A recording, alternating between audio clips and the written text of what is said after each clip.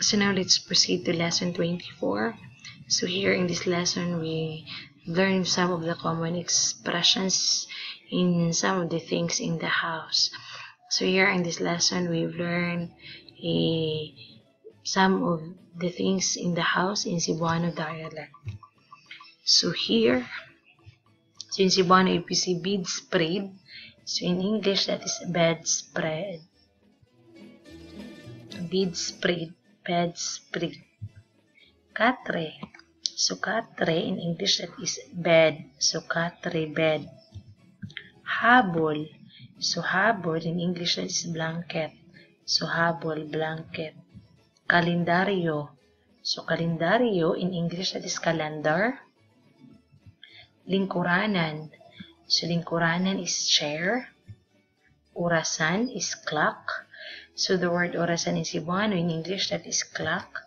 Aparador, that is closet. Cortina. So cortina is curtain. Cortina, curtain. Dresser, dresser. So dresser in English, that is dresser. Florira. So in Cebuano, if we see florira, in English, that is flower vase. Florira, flower vase. Banig. So banig in English, that is bed mat. Banig, bed mat. Salamin. So salamin in English, that is mirror. Or samin, mirror. Mosquitero.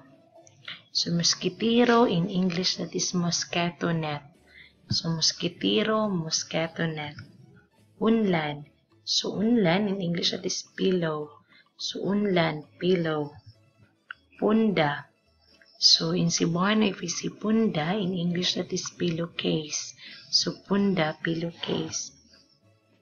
Radyo, or in English, that is a radio. So in Cebuano, if we see radyo, in English, that is radio.